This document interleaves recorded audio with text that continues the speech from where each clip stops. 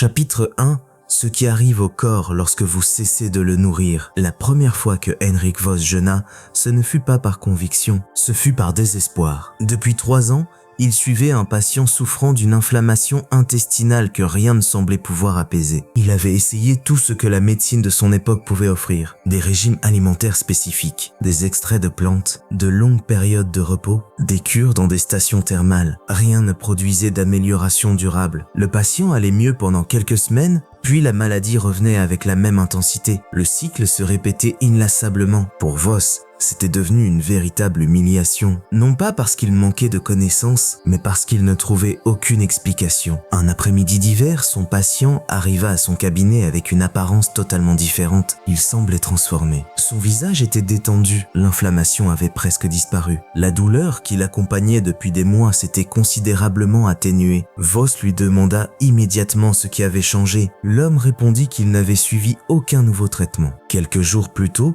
une forte grippe lui avait totalement coupé l'appétit. Pendant 5 jours, il n'avait presque rien consommé, seulement de l'eau. Puis, au 4e jour, quelque chose s'était produit. Il était incapable de l'expliquer. Il disait simplement avoir senti qu'à l'intérieur de son corps, quelque chose qui était resté tendu pendant des mois venait soudainement de se relâcher. Cette réponse ne quitta plus l'esprit de Heinrich Voss. Cette nuit-là, il ressortit tous les ouvrages de médecine qu'il avait étudiés durant sa formation. Il chercha tout ce qui concernait le jeûne. Il trouva très peu de choses. Un manuel de physiologie le présentait comme une pratique dangereuse, sans apporter la moindre démonstration. Un livre consacré à l'histoire de la médecine l'évoquait brièvement en l'associant à d'anciennes pratiques religieuses. Rien, absolument rien, ne permettait d'expliquer ce qu'il venait d'observer. Il prit alors une décision inhabituelle. Puisque la médecine moderne ne semblait pas posséder de réponse, il allait chercher dans les connaissances des anciens. Au fil de ses recherches, il découvrit une étonnante cohérence. Des civilisations séparées par des milliers de kilomètres, par des langues différentes, par des siècles d'histoire, étaient pourtant arrivées aux mêmes conclusions. En Égypte ancienne,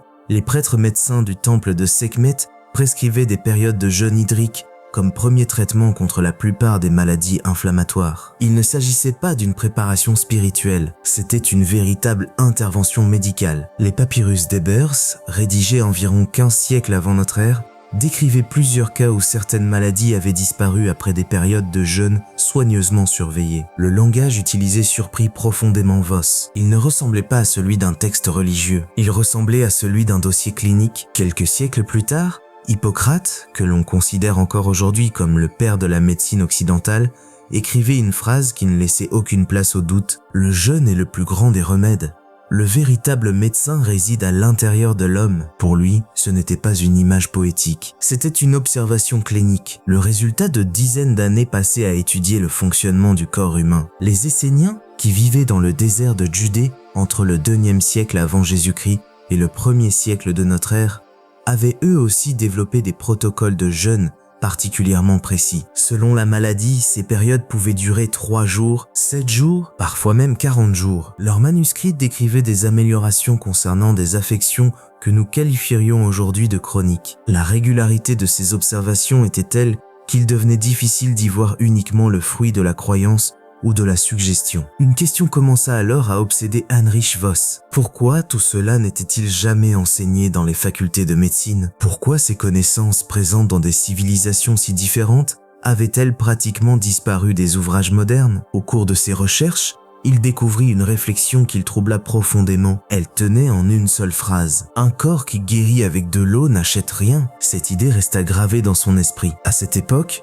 la physiologie moderne commençait tout juste à mettre en évidence un phénomène que la science nommera plus tard l'autophagie. Lorsqu'il est privé temporairement d'apports alimentaires, le corps active un mécanisme naturel lui permettant d'identifier puis d'éliminer ses cellules les plus endommagées, comme un immense nettoyage intérieur. Les Égyptiens ne connaissaient évidemment pas le mot autophagie, mais ils avaient derrière eux près de 3000 ans d'observation. Ils parlaient de la purification du temple intérieur. Ils prescrivaient cette pratique avec une précision remarquable. La durée, le type d'eau, les périodes de repos, les signes indiquant que le processus évoluait correctement ou qu'il fallait y mettre fin, tout était soigneusement décrit. Durant cet hiver-là, Heinrich Voss décida finalement d'expérimenter lui-même le jeûne, non pas par foi, mais par curiosité scientifique, avec le scepticisme méthodique d'un médecin qui refusait de croire ce qu'il n'avait pas lui-même observé. Pendant 5 jours, il ne consomma que de l'eau. À la fin de cette expérience, il ne prétendit pas avoir découvert une vérité absolue. Il était trop honnête pour confondre une expérience personnelle avec une preuve scientifique. Mais une chose avait changé. Il possédait désormais une question à laquelle il ne pouvait plus échapper. Si des peuples qui ne s'étaient jamais rencontrés étaient tous parvenus à la même conclusion, si ces observations avaient traversé des millénaires, pourquoi la médecine du 8e siècle agissait-elle comme si elle n'avait jamais existé? Dans le prochain chapitre,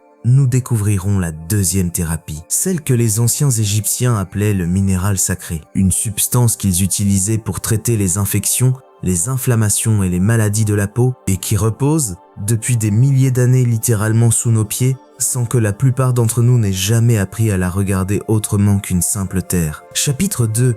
Ce que les Égyptiens savaient de l'argile que nous avons oublié. Heinrich Voss découvrit la première référence à l'argile thérapeutique presque par hasard. À cette époque, il étudiait une traduction allemande des papyrus médicaux d'Ebers lorsqu'il remarqua une note manuscrite inscrite dans la marge d'une page. L'écriture n'était pas celle du traducteur. Elle semblait avoir été ajoutée bien des années auparavant par un autre chercheur. Quelques mots seulement. Voir également les archives du temple de Sekhmet.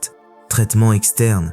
Minéraux sacrés, ce n'était pas une citation officielle, simplement une annotation oubliée. Pourtant, cette courte phrase allait l'entraîner dans plusieurs semaines de recherche. Après de longues investigations, il retrouva une copie incomplète de ces documents dans la bibliothèque privée d'un égyptologue de Munich. Les manuscrits étaient classés parmi les textes historiques de faible importance. Voss s'installa pour les consulter. Quelques minutes plus tard, il ne bougeait plus. Les prêtres médecins du temple de Sekhmet utilisaient la boue du Nil comme traitement principal contre une longue liste de maladies. Les colonnes du papyrus en dressaient l'inventaire avec une précision étonnante. Inflammation articulaire, plaies qui refusaient de cicatriser, infection de la peau, fièvre persistante, douleurs musculaires chroniques. Pour chacune de ces affections, l'argile était appliquée directement sur la zone concernée. Les couches devaient avoir une épaisseur précise. Le temps de pose variait selon la maladie. Le retrait suivait également un protocole détaillé. Tout était soigneusement décrit. Indication, préparation, application, durée, observation, évaluation des résultats. Voss reconnut immédiatement la structure d'un véritable protocole médical. Il ne s'agissait pas d'un rituel religieux. Il s'agissait d'une méthode clinique. Ce qui le troubla davantage encore n'était pas le fait que les Égyptiens utilisaient de l'argile, c'était qu'ils l'avaient utilisée pendant plus de 3000 ans avec une remarquable régularité et que les résultats rapportés demeuraient étonnamment constants. À partir de ce moment-là,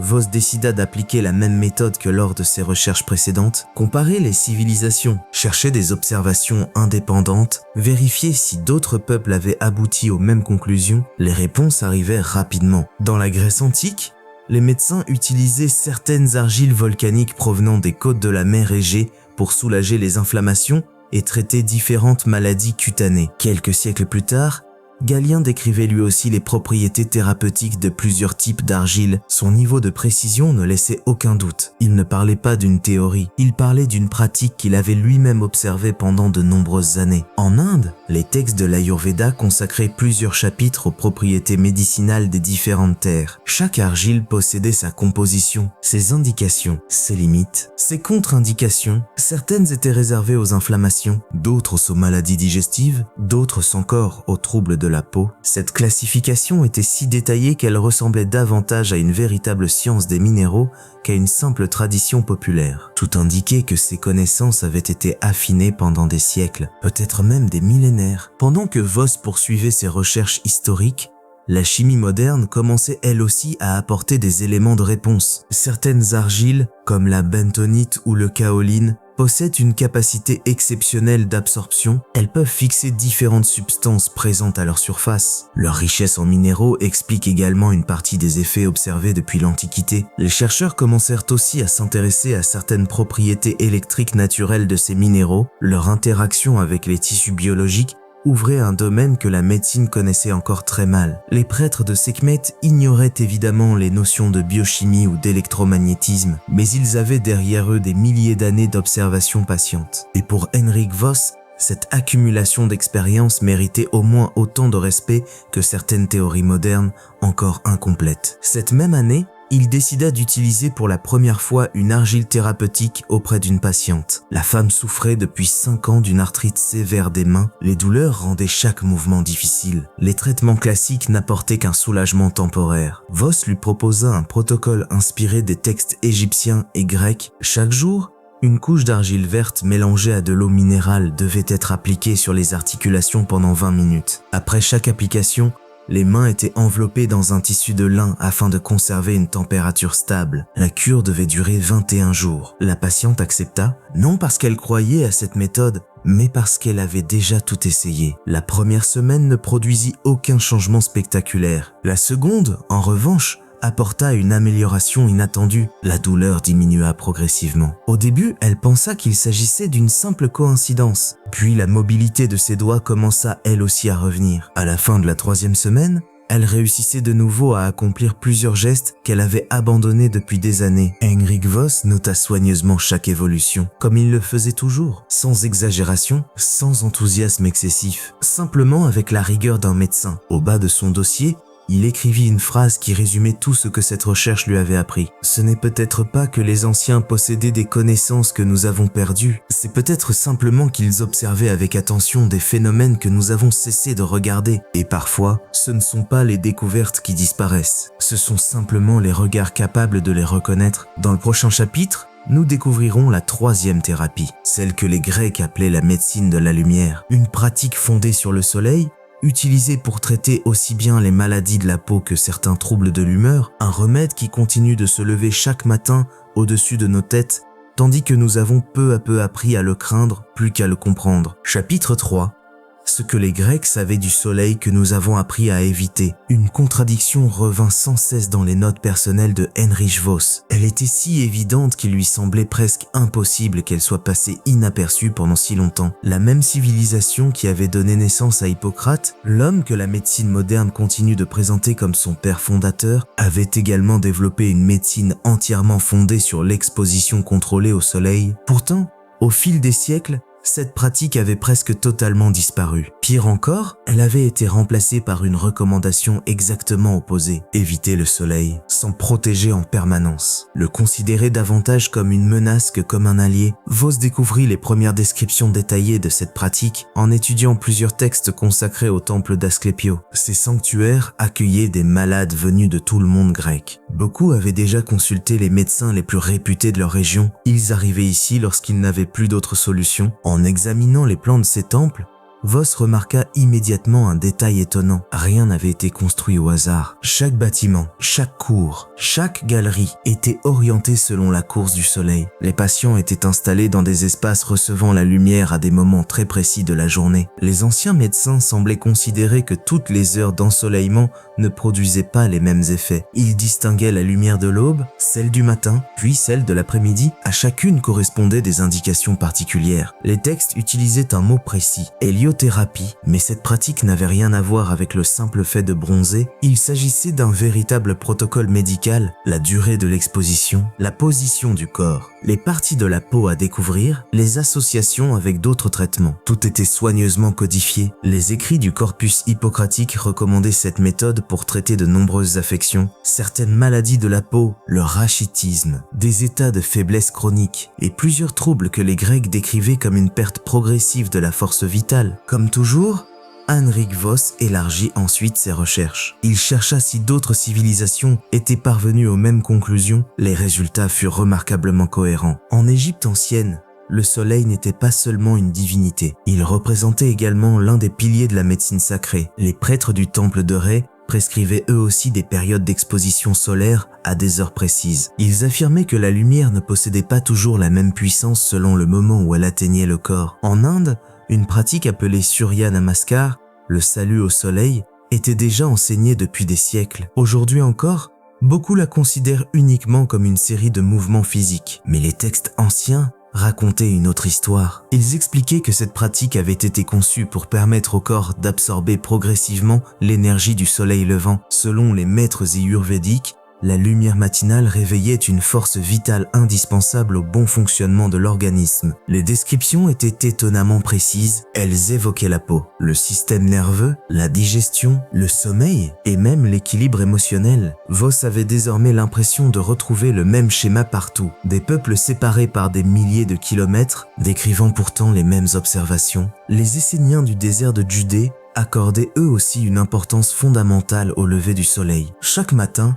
avant même les premières activités de la journée, il se tournait vers l'est. Il demeurait immobile pendant les premières minutes de lumière. Le visage, les mains et parfois tout le haut du corps étaient exposés directement aux premiers rayons. Leur manuscrit expliquait que cette pratique entretenait la santé et prolongeait la vitalité. Les membres qui la respectaient quotidiennement semblaient tomber malades beaucoup moins souvent que le reste de la population. Pendant ce temps, la physiologie moderne commençait lentement à comprendre certains mécanismes biologiques liés à la lumière solaire. Les chercheurs découvraient que l'exposition de la peau aux rayons ultraviolets permettait la synthèse de la vitamine D. Cette substance intervenait dans des centaines de fonctions biologiques. Elle participait au fonctionnement du système immunitaire, à la solidité des os, à la régulation hormonale, à la réponse inflammatoire et même à certains mécanismes impliqués dans l'humeur. Les scientifiques observaient également que la lumière naturelle stimulait la production de sérotonine pendant la journée, puis favorisait, quelques heures plus tard,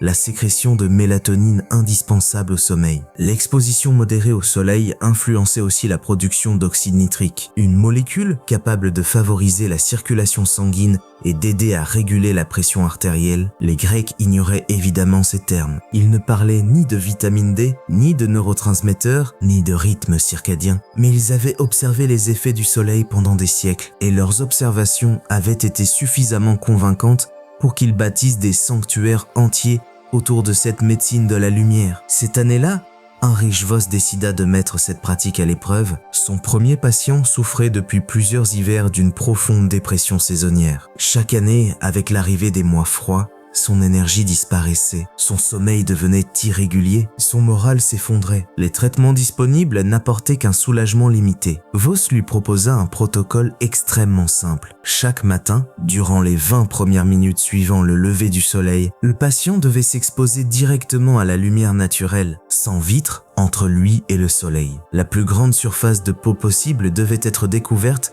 dans la limite des conditions climatiques. Le protocole durerait 21 jours, sans interruption. Les premiers jours ne produisirent presque aucun changement. Puis, vers le 10e jour, le patient décrivit une sensation étrange. Il avait l'impression que quelque chose en lui se réveillait lentement. Une énergie qu'il croyait perdue revenait progressivement. Quelques jours plus tard, sa famille remarqua avant lui qu'il retrouvait le sourire. Il parlait davantage, dormait mieux, se levait avec moins de difficultés. À la fin des 21 jours, Heinrich Voss consigna minutieusement toutes ses observations. Puis il ajouta une réflexion qui revenait désormais dans presque chacune de ses recherches. Les anciens ne craignaient pas le soleil. Ils l'étudiaient, ils apprenaient à connaître le moment où il guérissait, la durée nécessaire, les précautions à respecter. Ils avaient transformé une simple observation en véritable médecine. Peut-être que le véritable problème n'était jamais le soleil lui-même, mais l'oubli progressif de la manière dont il devait être utilisé. Dans le prochain chapitre, nous découvrirons la 4e thérapie, une pratique développée dans les monastères tibétains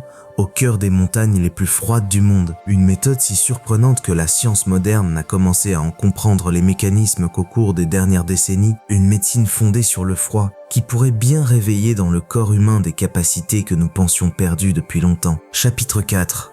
Ce que les moines tibétains savaient du froid que la médecine a mis un siècle à comprendre. Heinrich Voss découvrit les propriétés du froid presque par accident, comme beaucoup des découvertes qui allaient transformer sa manière de comprendre le corps humain. À cette époque, il lisait le journal d'un missionnaire jésuite ayant vécu 12 années dans les hauts plateaux du Tibet à la fin du 19e siècle. L'homme n'était pas médecin, son objectif était avant tout religieux. Pourtant, il possédait une qualité que Voss appréciait profondément. Il observait sans juger, il décrivait fidèlement ce qu'il voyait, et certaines de ses notes attirèrent immédiatement l'attention du médecin. Le missionnaire racontait que, durant les hivers les plus rigoureux, lorsque les températures descendaient bien au-dessous de zéro, les moines quittaient leur monastère avant l'aube. Ils portaient très peu de vêtements. Puis ils s'asseyaient à l'extérieur immobile, parfois pendant plusieurs minutes, parfois pendant plus d'une heure. Le missionnaire croyait d'abord assister à une forme de pénitence, mais les moines lui expliquèrent qu'il n'en était rien. Selon eux, cette pratique faisait partie de leur médecine. Ils l'appelaient tumo. Ils affirmaient que le froid réveillait un feu intérieur, un feu invisible, capable de réchauffer le corps, de purifier le sang, de renforcer les organes et de prolonger la vitalité. Le missionnaire accueillit ces explications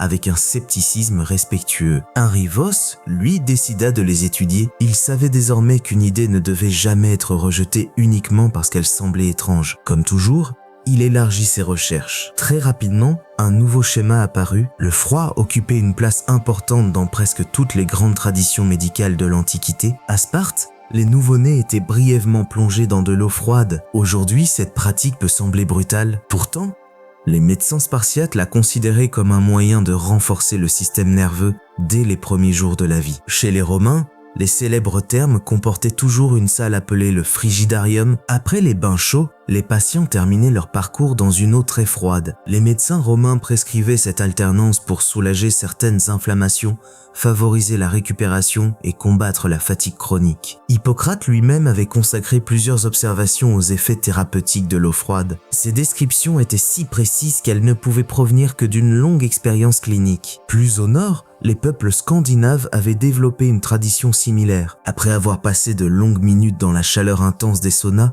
ils plongeaient leur corps dans des lacs glacés ou se roulaient dans la neige. Aujourd'hui encore, cette coutume est souvent présentée comme une tradition culturelle, mais à l'origine, elle constituait une véritable pratique médicale. Des générations entières avaient observé qu'elle renforçait le corps et améliorait la résistance aux maladies. Pendant ce temps, la physiologie moderne commençait lentement à comprendre pourquoi. Les chercheurs découvraient que l'exposition contrôlée au froid déclenche une série de réactions biologiques particulièrement puissantes. En quelques minutes seulement, le cerveau augmente fortement la production de noradrénaline. Cette molécule améliore la vigilance, la concentration et participe également à la régulation de nombreuses réactions inflammatoires. Le froid active aussi une forme particulière de graisse appelée tissu adipeux brun. Contrairement aux réserves de graisse classiques, celui-ci ne stocke pas l'énergie, il la transforme directement en chaleur. Le corps produit alors sa propre chaleur depuis l'intérieur. Exactement comme les moines tibétains décrivaient leur feu intérieur depuis des siècles, les scientifiques observaient également une stimulation du système immunitaire. Certaines défenses naturelles semblaient devenir plus efficaces après des expositions régulières au froid. Les moines tibétains ignoraient évidemment les notions de noradrénaline ou de graisse brune, mais ils avaient observé pendant des générations que ceux qui pratiquaient le tumo tombaient moins souvent malades. Ils récupéraient plus rapidement et conservaient une étonnante vitalité, jusque dans un âge avancé. Cette année-là, Heinrich Voss décida d'expérimenter lui-même cette approche auprès de plusieurs patients. Ils souffraient de problèmes très différents, mais tout présentait un point commun. Leur système immunitaire semblait affaibli. Ils enchaînaient les infections. Leur récupération était lente. Une fatigue permanente les accompagnait depuis des années. Le protocole imaginé par Voss était volontairement très simple. Aucun bain glacé, aucune exposition extrême. Chaque douche devait simplement se terminer par 30 secondes d'eau froide durant la première semaine. La deuxième semaine, la durée passait à 1 minute, puis à 2 minutes lors de la troisième semaine. L'objectif n'était pas de lutter contre le froid, mais d'apprendre au corps à s'y adapter progressivement. Les textes romains insistaient déjà sur cette progression. Le corps devait percevoir le froid comme un entraînement, jamais comme une agression. Les 5 patients suivirent le protocole jusqu'au bout. Quelques semaines plus tard, Heinrich Voss constata plusieurs évolutions communes. Les épisodes infectieux étaient devenus moins fréquents. Le sommeil s'était amélioré, l'énergie matinale augmentait progressivement. Mais un détail retint particulièrement son attention. Plusieurs patients s'employèrent spontanément les mêmes mots. Ils parlaient d'un feu intérieur, d'une chaleur qui semblait désormais venir de leur propre organisme. Exactement comme les moines tibétains l'avaient décrit des décennies auparavant aux missionnaires jésuites. En refermant son carnet de notes, Voss écrivit une nouvelle réflexion. Les anciennes traditions ne cherchaient pas à supprimer toute forme d'inconfort. Elles savaient que certaines difficultés, lorsqu'elles sont maîtrisées, deviennent des outils de transformation. Le corps humain ne se renforce pas dans l'absence totale de défis. Il se renforce parce qu'il apprend à leur répondre. Et lorsqu'on lui retire constamment cette possibilité, il finit par oublier une partie de ses propres capacités. Dans le prochain chapitre, nous découvrirons une thérapie encore plus surprenante. Une médecine fondée non pas sur une substance, mais sur une vibration. Une pratique utilisée dans les temples d'Apollon perfectionné par les moines tibétains et aujourd'hui étudié par la physique moderne, le pouvoir du son sur le corps humain. Chapitre 5. Ce que les prêtres d'Apollon savaient du son que la physique a mis des siècles à confirmer. Avant même de commencer ses recherches, Heinrich Voss avait déjà entendu parler de la thérapie par le son, mais il l'avait toujours entendu évoquer avec un sourire comme une vieille croyance, une curiosité historique, une pratique primitive que la médecine moderne aurait définitivement dépassée. L'idée qu'une vibration puisse influencer la santé semblait, à première vue, difficile à prendre au sérieux. Pourtant, lorsqu'il décida de l'étudier avec la même rigueur que les autres thérapies anciennes, il découvrit une réalité bien différente. Sa première véritable source fut un manuscrit grec du IIe siècle après Jésus-Christ. Le texte décrivait les pratiques médicales du temple d'Apollon à Delphes. La plupart des historiens associaient ce lieu à son célèbre oracle, mais Voss remarqua que plusieurs passages parlaient également d'une activité beaucoup moins connue, la guérison. Les prêtres utilisaient différents instruments, des lyres accordés selon des modes précis, des bols de bronze de taille variée, des voix humaines maintenues sur des tonalités parfaitement contrôlées, tout suivait un ordre rigoureux. Les malades étaient installés dans des salles particulières, les séances variaient selon leur état. Certaines duraient quelques minutes, d'autres se prolongeaient pendant près d'1 heure. Les textes décrivaient des améliorations chez des personnes souffrant de douleurs chroniques, de crises convulsives, d'états d'agitation profonde et de troubles que les Grecs appelaient les maladies de l'âme. À mesure qu'il avançait dans ses recherches, Heinrich Voss réalisa que cette médecine du son n'était pas limitée au temple d'Apollon. Quelques siècles auparavant, Pythagore avait lui aussi consacré une grande partie de ses travaux au rapport entre les nombres, les proportions musicales et le corps humain. Pour lui, chaque fréquence possédait une influence particulière. Certaines harmonies semblaient apaiser l'esprit, d'autres stimulaient la concentration, d'autres encore semblaient restaurer un équilibre intérieur difficile à expliquer. Ses disciples ne considéraient pas ces observations comme de simples spéculations philosophiques. Ils les appliquaient auprès de leurs patients. Ils avaient établi leur propre classification, leurs propres indications, leurs propres règles. Encore une fois, Voss poursuivit ses recherches dans d'autres civilisations et,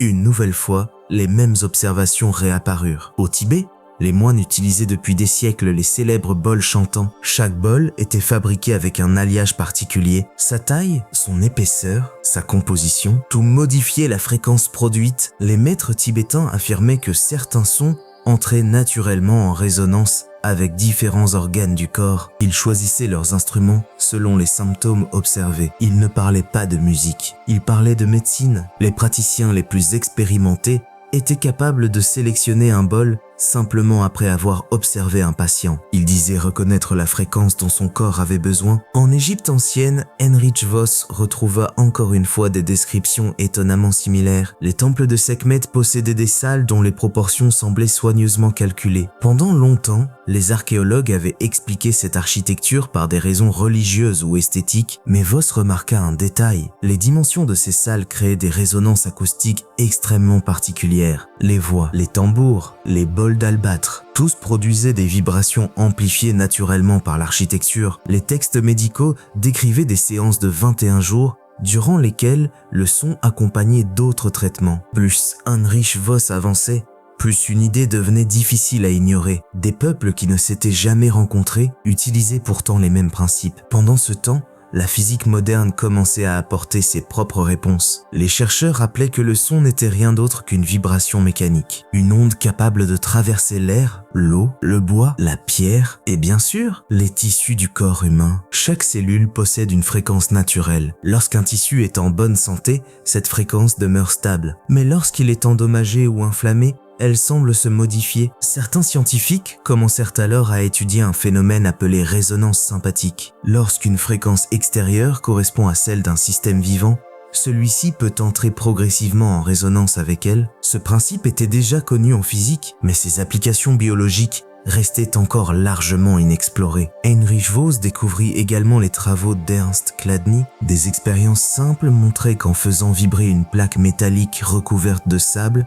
les grains s'organisaient spontanément en figures géométriques parfaitement régulières. Chaque fréquence produisait un dessin différent. Voss resta longtemps devant ces illustrations, puis il nota une question dans son carnet. Si une vibration est capable d'organiser une matière inerte avec une telle précision, que peut-elle produire dans une matière vivante qui possède déjà sa propre organisation? Cette interrogation le poussa à tenter sa propre expérience. Avec l'aide d'un musicien berlinois passionné d'acoustique, il élabora un protocole expérimental. 3 patients acceptèrent d'y participer. Une femme souffrant d'insomnie chronique, un homme victime de migraines persistantes et un jeune adulte dont l'anxiété perturbait profondément la vie quotidienne. Pendant 21 jours, ils assistèrent à 3 séances hebdomadaires d'environ 40 minutes. Le musicien utilisait plusieurs bols de cristal soigneusement accordés. Il complétait leurs vibrations par des sons vocaux continus. Les fréquences étaient choisies d'après les descriptions retrouvées dans les textes tibétains et les écrits attribués aux écoles pythagoriciennes. Les premières séances surprirent les participants. Aucun d'eux ne savait réellement à quoi s'attendre. Pourtant,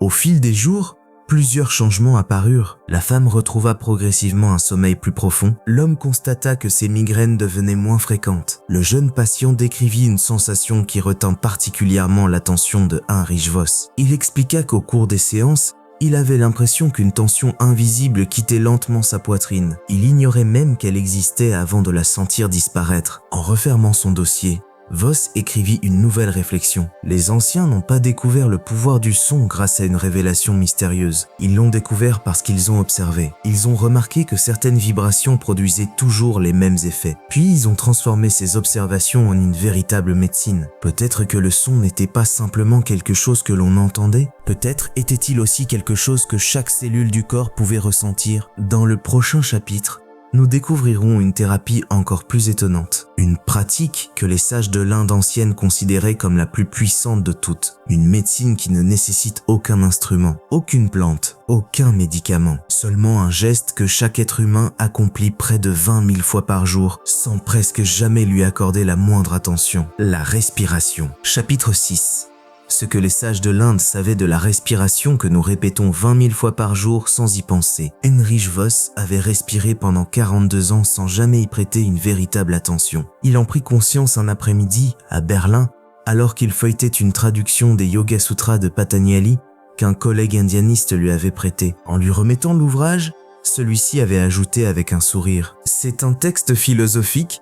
Tu n'y trouveras rien qui puisse intéresser un médecin. » Voss avait appris depuis longtemps à se méfier de ce genre de remarques. Très souvent, ce que l'on jugeait inutile ou dépassé cachait précisément les observations les plus intéressantes. Lorsqu'il arriva au chapitre consacré au pranayama, il comprit immédiatement qu'il ne lisait pas un traité de mysticisme. Il lisait les observations extrêmement précises de personnes qui avaient consacré leur vie entière à étudier la respiration humaine. Le mot pranayama est généralement traduit par « expansion de l'énergie vitale ». Mais derrière cette définition se cachait une réalité beaucoup plus concrète. Les anciens maîtres décrivaient avec une précision étonnante le rythme respiratoire, la profondeur de chaque inspiration, la durée des rétentions, la longueur des expirations. Ils expliquaient comment chacune de ces variations produisait des effets différents sur le corps. Ils rapportaient des observations réalisées pendant des semaines, parfois pendant des années, avec une régularité qui impressionna profondément Heinrich Voss. Plus il avançait dans sa lecture,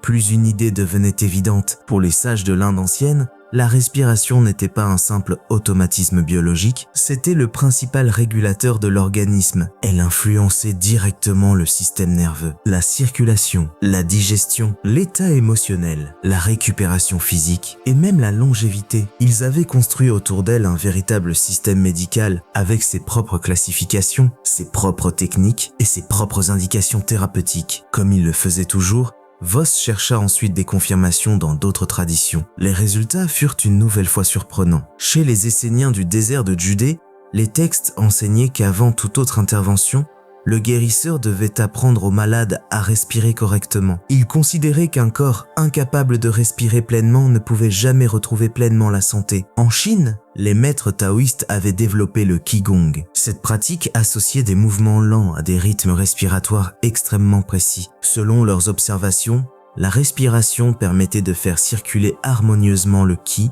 l'énergie vitale dans tout le corps. Voss ne pouvait évidemment pas vérifier l'existence des méridiens décrits par les textes chinois, mais un détail retint son attention. Les effets rapportés par les maîtres taoïstes étaient presque identiques à ceux décrits depuis des siècles dans les textes indiens, deux civilisations séparées par des milliers de kilomètres, de langues, de cultures, et pourtant les mêmes conclusions. La respiration consciente semblait transformer profondément le fonctionnement du corps humain. Pendant ce temps, la physiologie moderne commençait elle aussi à s'intéresser à ce phénomène. Les chercheurs rappelaient un fait remarquable. La respiration est le seul processus automatique du corps que l'être humain puisse également contrôler volontairement. Le cœur bat sans que nous le décidions. La digestion fonctionne seule. Le foie, les reins, les hormones, tout cela échappe à notre volonté, mais la respiration constitue une exception. Elle forme un pont entre les fonctions conscientes et inconscientes. Les scientifiques observaient que lorsqu'une personne respire rapidement et superficiellement,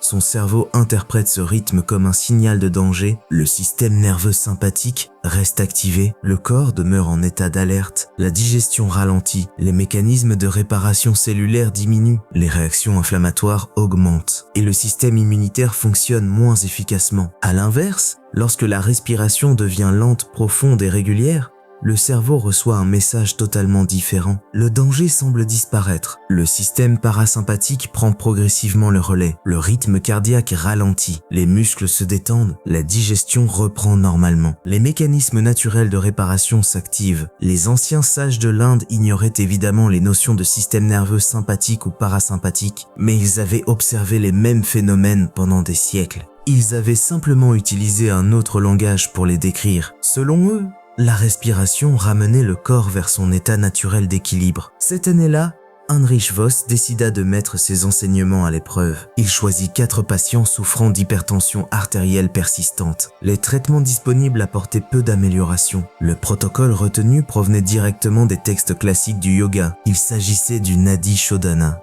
la respiration alternée. L'inspiration se faisait par la narine gauche pendant 4 temps. Puis venait une courte rétention. Ensuite, l'expiration s'effectuait par la narine droite. Le cycle recommençait dans le sens inverse. Chaque séance durait une dizaine de minutes. 2 fois par jour, pendant 21 jours. Les premiers jours, les patients trouvèrent l'exercice inhabituel. Certains avaient du mal à ralentir leur respiration. D'autres découvraient pour la première fois qu'ils respiraient constamment de façon très superficielle. Mais peu à peu, le rythme devenait naturel. À la fin du protocole, Heinrich Voss observa une diminution mesurable de la pression artérielle chez les 4 participants. 3 d'entre eux rapportèrent également un sommeil plus profond, une sensation de calme qu'ils n'avaient pas connue depuis longtemps et la disparition progressive d'une tension permanente qu'ils étaient incapables de localiser précisément, mais qu'il ressentait quotidiennement. Voss referma une nouvelle fois son carnet de notes. Puis il écrivit quelques lignes qui résumaient ce que toutes ses recherches semblaient lui enseigner. Les anciens avaient compris que le corps possède ses propres mécanismes d'autorégulation. Le rôle de la médecine n'est peut-être pas seulement d'intervenir. Il consiste aussi à apprendre à ne pas empêcher ces mécanismes de fonctionner. Et lorsque cela devient nécessaire, à les réveiller. La respiration représentait sans doute l'exemple le plus évident. Elle était à la fois le mécanisme volontaire le plus puissant dont dispose le corps humain et l'un de ceux auxquels l'homme moderne accordait le moins d'attention. Dans le prochain chapitre, nous découvrirons la 7e et dernière thérapie, la plus simple de toutes, une pratique que les chamans des 5 continents considéraient comme indispensable au maintien de la santé, un geste élémentaire qui consiste simplement à marcher pieds nus sur la terre et que la science moderne commence seulement à étudier sous le nom de grounding ou earthing. Chapitre 7. Ce que les chamans de tous les continents savaient de la terre sur laquelle ils marchaient. Lorsque Heinrich Voss commença à étudier cette 7e thérapie, son état d'esprit n'était plus le même que lors de ses premières recherches. Au début de son travail, il abordait chaque découverte avec un scepticisme presque instinctif. Désormais, il avait appris une leçon essentielle. Les vérités les plus profondes sont souvent les plus simples, et ce sont précisément ces vérités que l'on finit par ne plus voir. La thérapie de la terre était probablement la plus simple de toutes. C'était aussi celle qu'il avait eu le plus de mal à prendre au sérieux. Comment un simple contact avec le sol pouvait-il avoir une quelconque influence sur la santé? La première référence qu'il découvrit provenait des carnets d'un anthropologue autrichien Ayant vécu plusieurs années auprès de différentes communautés indigènes d'Amérique du Sud à la fin du 19e siècle, l'homme n'était pas médecin. Il étudiait uniquement les coutumes des peuples qu'il rencontrait. Pourtant, un détail revenait systématiquement dans ses observations. Partout où il allait, sans aucune exception, les guérisseurs recommandaient un contact quotidien avec la terre, marcher pieds nus, s'asseoir directement sur le sol, dormir parfois au contact de la terre, poser les mains sur un sol humide. Ces pratiques variaient légèrement selon les régions, mais leur principe restait toujours le même. Les chamans affirmaient que le corps humain avait besoin de rester relié à la terre afin de conserver son équilibre. Sans ce lien, quelque chose se dérègle progressivement. Comme toujours, Heinrich Voss décida de comparer ses observations avec celles d'autres civilisations. Très rapidement, les mêmes idées réapparurent. En Égypte ancienne, certains rituels thérapeutiques du temple de Sekhmet imposaient aux malades de rester allongés directement sur le sol pendant de longues périodes. Les textes expliquaient que cette pratique permettait au corps de retrouver son harmonie naturelle. Dans les anciens traités de l'Ayurveda,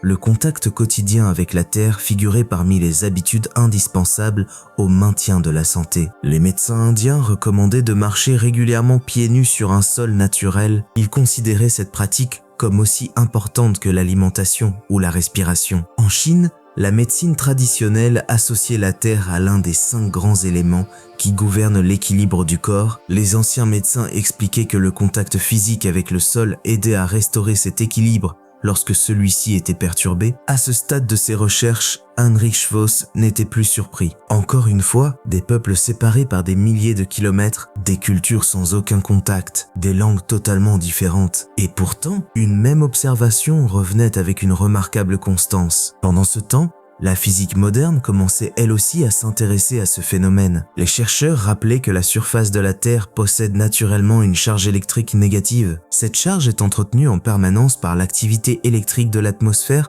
ainsi que par les phénomènes géologiques de notre planète. Lorsque le corps humain entre directement en contact avec le sol, un échange d'électrons peut se produire. Progressivement, le potentiel électrique du corps tend à s'équilibrer avec celui de la Terre. Les premières études consacrées à ce phénomène, que l'on appellera plus tard grounding ou earthing, commencèrent à observer plusieurs effets intéressants. Une diminution de certains marqueurs inflammatoires, une amélioration de la qualité du sommeil, une meilleure régulation du système nerveux autonome et même des modifications mesurables de la circulation sanguine. Les chamans n'avaient évidemment jamais entendu parler d'électrons, ils ignoraient tout des champs électriques. Mais ils avaient observé pendant des siècles les effets de cette pratique et ces observations leur avaient suffi pour en faire un pilier de leur médecine. Cette année-là, Heinrich Voss décida une nouvelle fois de vérifier ses enseignements. Il sélectionna 6 patients souffrant de douleurs inflammatoires chroniques. Le protocole était probablement le plus simple de toutes ces recherches. Chaque matin, pendant 21 jours, les participants devaient marcher pieds nus durant 30 minutes sur de la terre ou de l'herbe naturelle. Aucun équipement, aucun médicament, aucune préparation particulière. Simplement le contact direct entre la plante des pieds et le sol. 5 des 6 patients suivirent le protocole jusqu'à son terme. Au fil des semaines,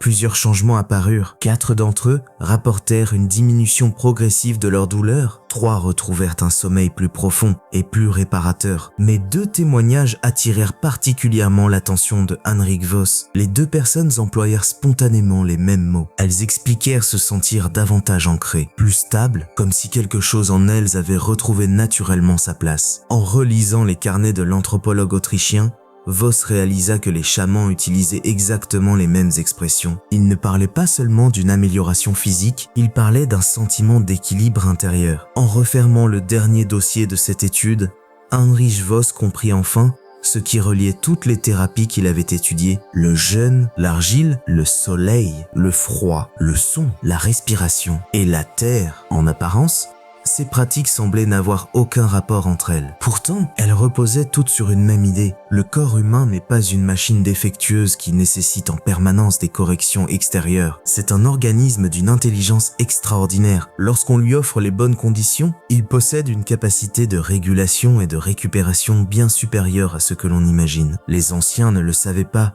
parce qu'ils disposaient d'une technologie plus avancée. Ils le savaient parce qu'ils avaient observé le corps humain avec une patience que notre époque a souvent perdue. Ils regardaient, ils comparaient, ils notaient, puis ils transmettaient leurs observations de génération en génération. Et c'est peut-être cette qualité d'observation, plus encore que leur connaissance, qui constituait leur plus grande force. Dans le prochain chapitre, nous découvrirons le protocole de 21 jours que plusieurs civilisations anciennes semblaient avoir développé indépendamment les unes des autres, un programme complet destiné non pas à traiter une maladie particulière, mais à permettre au corps de retrouver progressivement son équilibre naturel. Chapitre 8.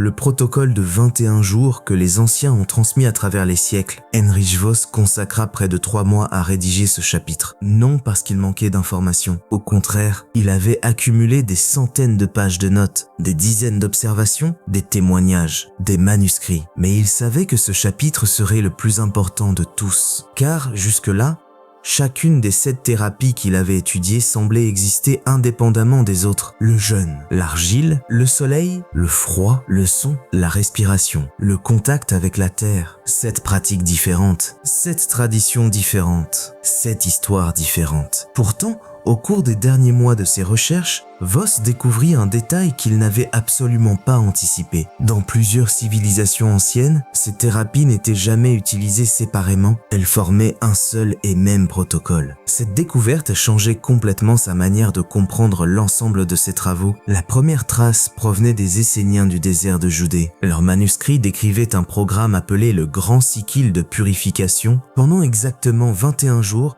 plusieurs pratiques étaient associées selon un ordre précis. Le jeûne, l'exposition au soleil, la respiration, le contact avec la terre. Chaque étape préparait la suivante. Les textes ne donnaient aucune justification théorique. Ils se contentaient de rapporter une observation répétée pendant des générations. Moins de 21 jours produisaient souvent une amélioration temporaire. Au-delà de cette durée, les bénéfices supplémentaires devenaient beaucoup plus limités. Voss poursuivit ses recherches. Dans les anciens temples d'Asclépio, il retrouva une organisation très similaire. Les traitements s'étendaient eux aussi sur 3 semaines. Les patients alternaient différentes thérapies. L'héliothérapie, les bains froids, les exercices respiratoires, les périodes de jeûne partiel et parfois les séances sonores. La combinaison variait selon chaque malade, mais une constante revenait toujours, 21 jours. Pas 20, pas 22, toujours 21. En Inde, les textes classiques de l'Ayurveda décrivaient eux aussi un protocole de purification complet, le Panchakarma. Sa durée variait entre 14 et 21 jours. Les formes les plus complètes s'étalaient précisément sur 3 semaines. Là encore, le jeûne, la respiration, le contact avec la nature, le repos, les soins corporels, tout suivait un ordre précis. À ce stade,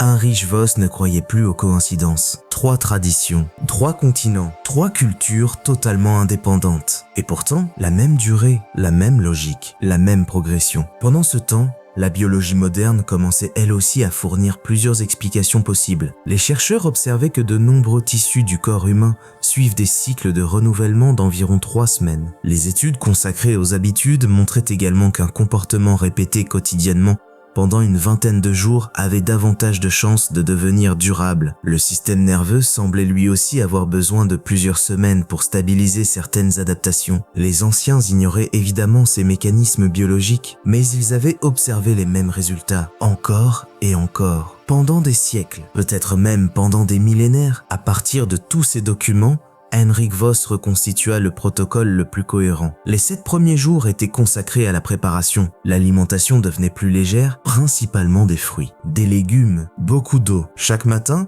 une exposition d'une vingtaine de minutes au soleil levant, une marche pieds nus sur la terre, des exercices respiratoires au réveil, puis avant le coucher, les textes précisaient qu'il ne fallait pas encore introduire le froid. Le système nerveux devait d'abord retrouver un certain équilibre. La 2e semaine représentait la phase de transformation. Les douches froides étaient introduites progressivement, 30 secondes au début, puis 1 minute, enfin 2 minutes. Les applications d'argile faisaient leur apparition. Les séances sonores étaient ajoutées plusieurs fois dans la semaine. Le jeûne demeurait partiel, mais l'alimentation s'élargissait progressivement. Le corps travaillait désormais à plein régime. La 3e semaine avait un objectif totalement différent. Il ne s'agissait plus de transformer, il fallait maintenant stabiliser. Toutes les pratiques continuaient. mais avec une intensité légèrement réduite. L'alimentation redevenait progressivement normale. La respiration occupait une place de plus en plus importante. Le contact quotidien avec la Terre devenait la pratique centrale. Les textes esséniens insistaient sur un point. Beaucoup de personnes cherchaient à accélérer les résultats. Elles ajoutaient de nouvelles techniques, de nouvelles contraintes, de nouveaux exercices. Selon les anciens guérisseurs, c'était une erreur. Le corps avait besoin de temps. Il fallait simplement lui permettre d'achever ce qu'il avait commencé. Cette même année, Heinrich Voss décida d'expérimenter ce protocole complet. 8 patients acceptèrent de participer. Leur maladie était différente, mais ils partageaient tous un point commun. Aucun traitement conventionnel ne leur avait apporté d'amélioration durable. Pendant 21 jours, ils suivirent l'ensemble du programme. Les résultats furent les plus étonnants de toutes les recherches menées par Voss. Non pas parce qu'une thérapie particulière semblait plus efficace qu'une autre, mais parce que leur association produisait quelque chose de totalement différent. Les patients ne parlaient plus uniquement d'un symptôme disparu. Ils décrivaient une sensation beaucoup plus globale. Ils avaient l'impression que leur corps tout entier fonctionnait différemment, comme si plusieurs mécanismes qui travaillaient jusque-là séparément retrouvaient enfin un même rythme. Heinrich Voss relut plusieurs fois les témoignages avant de refermer son dossier. Puis il écrivit quelques lignes qui résumaient probablement l'ensemble de ses recherches. Les anciens ne cherchaient pas uniquement à faire disparaître une douleur. Ils cherchaient à rétablir l'équilibre de tout un organisme. Ils ne soignaient pas une partie du corps. Ils accompagnaient un système vivant dans son ensemble. Cette différence paraît subtile. Pourtant, elle change complètement la manière de comprendre la maladie. La médecine moderne demande souvent comment faire disparaître ce symptôme. Les anciens posaient une autre question. Que faut-il rendre au corps pour qu'il se souvienne lui-même de la manière dont il fonctionne lorsqu'il est en équilibre? Et peut-être toute la différence commence précisément ici. Chapitre 9, les cas que la médecine ne pouvait pas expliquer et que Heinrich Voss ne pouvait plus ignorer. Au cours de ses recherches, Heinrich Voss découvrit qu'il existait une catégorie de patients qu'aucun médecin honnête ne pouvait simplement écarter, non pas parce que leur guérison était miraculeuse, mais parce qu'elles échappaient aux explications habituelles. Dans ses carnets, il les appelait les cas limites. Ils ne représentaient pas des exceptions spectaculaires, ils représentaient quelque chose de beaucoup plus dérangeant, des observations réelles, documentées, mesurées, qui semblaient dépasser ce que la médecine de son époque considérait comme possible. Le premier dossier concernait une femme de 47 ans nommée Clara, institutrice dans une école de Berlin. Depuis 6 années, elle souffrait d'une polyarthrite rhumatoïde particulièrement agressive. Ses mains étaient devenues si douloureuses qu'elle ne parvenait plus à fermer complètement les doigts. Chaque mouvement était accompagné d'une douleur permanente. Elle décrivait cette sensation par une image que Voss n'oublia jamais. « J'ai l'impression de porter des gants de feu que personne d'autre ne peut voir. » Elle avait suivi tous les traitements disponibles. Chaque amélioration n'avait été que temporaire. Chaque rechute semblait laisser ses articulations un peu plus détruites que la précédente. Lorsque Heinrich Voss lui proposa le protocole des 21 jours, Clara accepta immédiatement, non parce qu'elle croyait aux anciennes médecines, mais parce qu'elle n'avait plus rien à perdre. Pendant 3 semaines, elle suivit chaque étape avec une discipline remarquable. Pas une seule séance oubliée, pas une seule modification. Elle respecta le protocole exactement comme il avait été établi. Le 14e jour, un événement inattendu se produisit. Pour la première fois depuis près de 4 années, elle réussit à fermer complètement les 2 mains. À la fin des 21 jours, ses douleurs avaient considérablement diminué. Elles n'avaient pas totalement disparu, mais elles étaient redevenues supportables. 3 mois plus tard, lors de la consultation de suivi, cette amélioration était toujours présente. Heinrich Voss nota soigneusement chaque détail, puis il rangea le dossier sans tirer de conclusion définitive. Il refusait de transformer un seul cas favorable en preuve absolue. L'honnêteté scientifique exigeait davantage de prudence. Le deuxième dossier concernait Georges, 52 ans, employé municipal. Il souffrait depuis plusieurs années d'une hypertension sévère. À cela s'ajoutaient plusieurs épisodes d'épuisement profond qui avait déjà interrompu son activité professionnelle. Lui aussi suivit le protocole, avec un peu moins de rigueur que Clara, mais suffisamment pour permettre une véritable observation. À la fin des 21 jours, sa tension artérielle avait nettement diminué. Les mesures furent répétées plusieurs fois, les résultats restaient identiques. 6 mois plus tard, les chiffres demeuraient stables. Il poursuivait simplement quelques habitudes acquises pendant le protocole, les exercices respiratoires, les promenades quotidiennes pieds nus dans son jardin, une alimentation plus simple. Le 3e dossier était celui que Heinrich Voss hésita le plus longtemps à rédiger parce qu'il parlait de lui-même. Au fil de ses recherches, il avait commencé à appliquer discrètement chacune des pratiques qu'il étudiait sans véritable programme, simplement pour mieux comprendre ce que vivaient ses patients. Puis, presque sans s'en rendre compte, il avait suivi lui aussi le protocole complet de 21 jours. Lorsqu'il relut ses propres notes, plusieurs changements apparurent clairement. Une énergie qu'il n'avait plus ressentie depuis longtemps, une concentration plus stable, un sommeil plus profond et surtout la disparition d'une tension permanente dans son cou et ses épaules, une douleur si ancienne qu'il avait fini par croire qu'elle faisait simplement partie de lui. Il ne publia jamais ce cas. Il savait qu'il serait immédiatement contesté. Un chercheur ne peut pas être son propre témoin principal. Pourtant, il conserva soigneusement toutes ses observations parce qu'il estimait qu'un scientifique doit également avoir l'honnêteté de documenter ce qu'il constate chez lui-même. Au fil des mois, d'autres dossiers vinrent remplir ses archives. Aucun ne racontait exactement la même histoire. Tous les patients ne réagissaient pas de la même manière. Tous ne connaissaient pas les mêmes améliorations, mais un point revenait avec une régularité frappante. Presque tous employaient les mêmes mots. Ils avaient le sentiment que leur corps faisait quelque chose par lui-même, comme si un mécanisme oublié venait de se remettre en marche. Ils ne parlaient pas d'une guérison imposée de l'extérieur, ils parlaient d'un équilibre retrouvé de l'intérieur. Cette nuance semblait minime. Pour Heinrich Voss, elle était fondamentale. Elle résumait toute la différence entre deux façons de concevoir la médecine. L'une cherche principalement à combattre la maladie. L'autre cherche d'abord à créer les conditions permettant au corps de retrouver ses propres capacités de régulation. Pendant 2 années, Voss avait parcouru des bibliothèques, étudié des manuscrits, comparé des civilisations séparées par des milliers de kilomètres et, à chaque étape, il retrouvait la même idée. Les anciens n'affirmaient pas que le corps était invincible. Ils savaient que la maladie existait. Ils connaissaient les blessures, les infections, la souffrance, mais ils avaient aussi compris quelque chose qui semblait s'être progressivement perdu. Le corps humain possède une intelligence biologique extraordinaire. Lorsqu'on lui offre les bonnes conditions, il est souvent capable d'accomplir bien davantage que ce que nous imaginons. Peut-être que le véritable héritage laissé par les anciens ne résidait pas dans une liste de remèdes oubliés. Peut-être résidait-il dans une manière différente d'observer le vivant, une manière plus patiente, plus humble et surtout plus attentive à cette capacité silencieuse que possède chaque organisme à chercher, sans relâche, le chemin de son propre équilibre. Après 2 années de recherche, Heinrich Voss referma le dernier carnet de notes qui avait accompagné son enquête. Sur son bureau reposaient des copies de manuscrits venus d'Égypte, de Grèce, d'Inde, du Tibet et de nombreuses autres traditions anciennes. Aucune de ces civilisations ne parlait la même langue. Aucune ne partageait la même culture. Pourtant,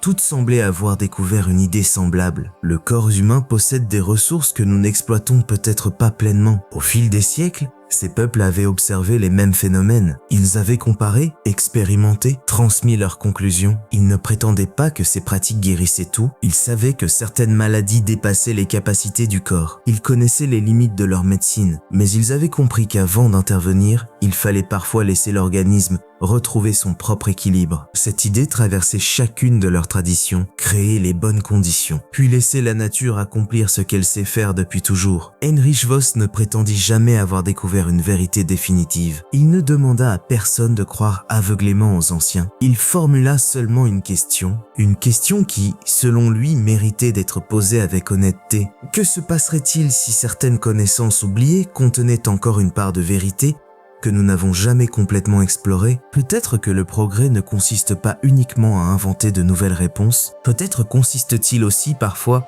à retrouver des questions que l'humanité avait cessé de se poser, car l'histoire de la médecine n'est pas seulement celle des découvertes, c'est aussi celle des savoirs oubliés, des observations abandonnées, des traditions mises de côté parce qu'elles semblaient trop simples pour survivre au temps. Et pourtant, l'eau continue de couler, le soleil continue de se lever chaque matin, la terre demeure sous nos pieds, l'air remplit toujours nos poumons, le froid existe encore, le silence aussi. Les éléments qui accompagnaient les anciens guérisseurs n'ont jamais disparu. Seule notre manière de les regarder a changé. Peut-être que la véritable leçon laissée par ces civilisations n'était pas une liste de remèdes, mais une manière différente d'observer le vivant, avec davantage de patience, davantage d'humilité et la conviction que le corps humain n'est pas seulement un ensemble d'organes, c'est un système vivant, complexe, capable d'une extraordinaire capacité d'adaptation lorsque les conditions lui permettent d'exprimer tout son potentiel. Peut-être est-ce là le véritable héritage des anciens, non pas des certitudes, mais une invitation permanente à observer, à questionner, à apprendre et à ne jamais oublier que certaines des réponses les plus précieuses se trouvent parfois là où l'on a cessé de regarder depuis longtemps